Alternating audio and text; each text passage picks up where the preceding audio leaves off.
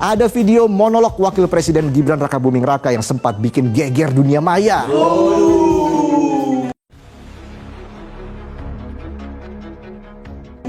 Dalam video berdurasi 6 menit 20 detik, Mas Wapres ngomong tentang bonus demografi. Alih-alih jadi pencerah, malah bikin netizen gerah. Kok bisa? Lah, kok tanya saya? Ya nggak tahu saya.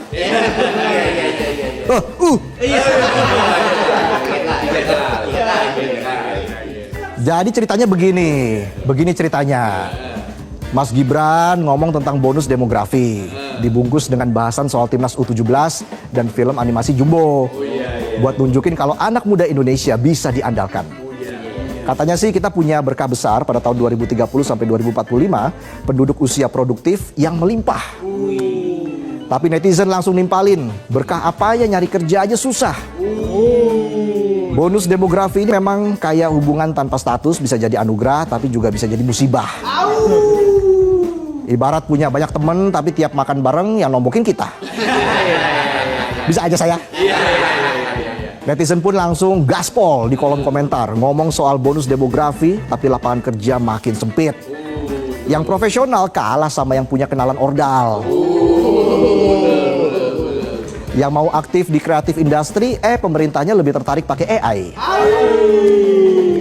Bonus demografi tanpa bonus kerjaan ibarat punya cangkul tapi nggak punya lahan.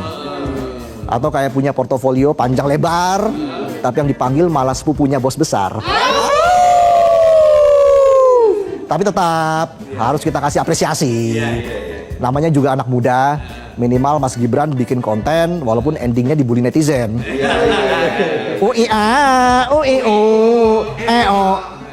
Di YouTube, video monolog Mas Wapres cuma dapat 7.600 like. Sementara dislike-nya 84.000. Waduh, sakit sih tapi nggak berdarah. Apa yang salah ya? Kok tanya saya? Ya nggak tahu saya. Kalau boleh saran nih Mas Gibran, daripada bikin video monolog, kenapa nggak ajak anak muda kerja bareng? Minimal dikasih peluang, pasti sudah senang itu ya. Ya paling tidak mengurangi komen negatif, dan siapa tahu nanti kalau bikin video lagi, like-nya lebih banyak daripada dislike-nya. Jangan jadi bintang konten, tapi buat perubahan nyata yang keren. Dan di tengah segala disrupsi, rakyat butuh aksi. Tapi rakyat tetap berterima kasih, meski yang dikasih cuma pidato atau monolog tanpa solusi. Terima kasih sudah jadi narator dongeng pengantar mimpi. Tapi ingat, mimpi adalah kunci. Kunci adalah mimpi. Dari bahasan monolog motivasi Mas Wapres, kita lanjut bahas tentang negosiasi tarif antara Indonesia dan Amerika Serikat. Yang proses negosiasinya ngalahin drama Korea, banyak plot twist dan penuh emosi. Tarif impor dari AS ke Indonesia awalnya 10-32%, sekarang bisa tembus 47%. Ini bukan tarif, ini tarifikasi. Barang-barang ekspor kita seperti tekstil dan elektronik jadi korban. Seperti kata pepatah ya, sudah jatuh tertimpa tarif. Tangga ya? Bisa aja saya. Presiden Prabowo memilih jalur negosiasi daripada balas dendam tarif. Katanya daripada perang dagang, mending damai dagang. Tapi damai ini mahal bro. Tercatat ada 10 poin yang sementara ini muncul dalam negosiasi. Yang intinya Indonesia minta tarifnya seimbang, tapi Amerika masih ngotot mereka yang menang. Penyampaian dari presenter Metro TV ya, kayak semacam menyindir Gibran lah, Wakil Presiden Republik Indonesia, yang memang berbicara masalah bonus demografi ya. Nampaknya Gibran ini disuruh atau apa gitu ya, kita nggak tahu juga. Nah tapi saya tidak terlalu jauh lah teman-teman ya untuk ke sana ya. Ini saya akan coba dulu melihat penyampaian masyarakat kita saja, masyarakat Indonesia ya. Saya setuju kalau Mas Wapres diganti sama Mas Presenter ini, bisa bawa rakyat tiap saat tersenyum bahagia. Ya memang meskipun isi penyampaiannya itu daging semua, tapi dibarengi dengan humor ya, jadi kita nggak bosan nontonnya ya, luar biasa ya.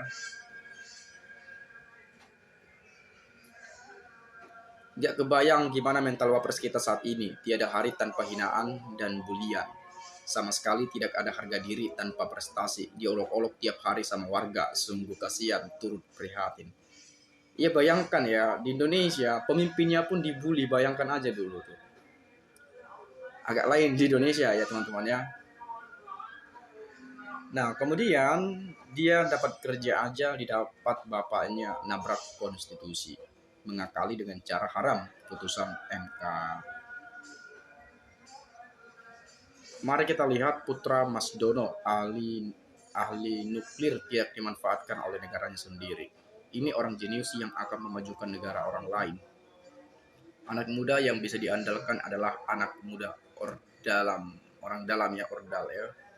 Orang dirujak, timun, bengkoang, ubi, pepaya, mengkal tuh rujak konten aneh-aneh wae. Ngakak presenter ini ganteng-ganteng ngebodor wae, segar suasana. Ngedobor ya berdasarkan fakta. Lapangan kerja katanya ada di Kamboja, akan tetapi ujung-ujungnya ginjal melayang, waspada. Harusnya Gibran berdiri di tempat yang tinggi sambil berteriak, "Hai anak muda Indonesia, jangan khawatir, saya di sini." Bisa gitu ya, kesampaian pikirannya ya luar biasa. Manusia bodoh sekeluarga dari bapak dan anak tetapi memimpin sebuah negara. Kasihan rakyat yang dipimpin, semoga rakyatnya tidak tertular kebodohannya. Selamat turunan pelangap-pelongo ini masih dalam lingkar pemerintah RI, jangan harap Indonesia aman damai. Mulai dari bapaknya ini pengacau, pengadu domba antar anak bangsa, pengkhianat bangsa. Dari awal sudah di-warning, hasilnya ya begini, dapatnya sampah. Kamu itu Anies kedua, tak usah moncong-moncong, cuma jadi pemuda adu-adu domba, intip neraka, bisa nyinyir keturunan Sengkuni. Awas, kelompokmu sudah ada masuk rodeo kau ya. Ini loh negeri kita tercinta, kenapa punya wapres kayak gitu? Zaman kerajaan Majapahit saja kita sudah punya Pati Gajah Mada. Ini kenapa mundur 5 abad? Inna ilahi gitu ya. Wapres nggak bermutu tapi dipuji terus sama Bajar dan penjilat, termasuk kaum AQ78. Lumayan nanti bisa diangkat jadi pejabat. Tapi heran ya, kenapa dia nggak punya malu? Apa senang ya punya jabatan mentereng tapi nggak ada harga diri? Harga dirimu jauh plat sampai tanah, jauh langit dan bumi dibandingkan wapres yang lalu-lalu. Ya itulah, memang banyak cibiran-cibiran yang bermunculan. Banyak cuitan-cuitan pedas yang mengatakan ya wapres pelangap-longo lah, asam sulfat lah, ya fafa, ya macam-macam sebetulnya. Kadang-kadang kita melihat kayak nggak ada wibawa sebagai wakil presiden gitu ya, malah dibully ya. Gimana ya mental Pak Gibran sekarang ya, Mas Gibran ya. Ya semoga terlatih lah, ini menjadi awal yang baik untuk menuju 2029, barangkali mau nyalon gitu ya. Mas Gibran diusulkan dicopot malah nanti jadi presiden. Ada apa dengan Pak Prabowo? Gibran lah sukses jadi presiden. Ya, tuntutan Forum Purnawirawan TNI ini memang petisi yang sangat serius sekali ya, dengan usulan mengganti Gibran sebagai atau dari wakil presiden ya. Obat yang dikasih dari dokter harus diminum, ya diminum sampai biar nggak ngantuk ya, Pak Gibran gitu ya Mas ngomong-ngomong. Prabowo tetap presiden, emang Prabowo yang dipilih bukan Gibrannya, tapi Gibran sebelum pemilu dimulai sudah dipilih wakilnya Prabowo sama Paman Usman. Dan kedua orang tuanya yang ambisi, katanya Gibran tidak berminat. Gibran prestasi tak ada, wapres akhirnya dibully ya. Tapi janji-janji kampanyenya banyak loh teman-teman ya. Menciptakan ini, itu, dan lain-lain banyak sekali kalau kita mengingat janji kampanye ketika itu ya. Ya, tapi inilah persoalan yang terjadi di negeri ini. Banyak yang tidak menyenangi bahwa Gibran berada di posisi wakil presiden. Katanya nggak berguna. Banyak mengatakan nggak bisa diandalkan.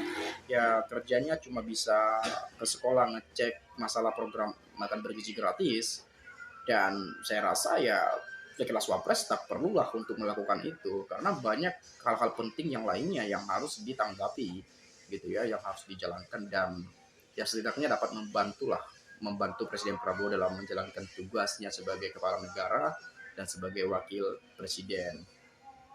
Ya mungkin teman-teman ada pendapat lain, nanti boleh silakan didiskusikan saja di komentar ini. Itu saja dari saya. Terima kasih sekali lagi saya mengucapkan salam inspirasi, salam NKRI, harga mati.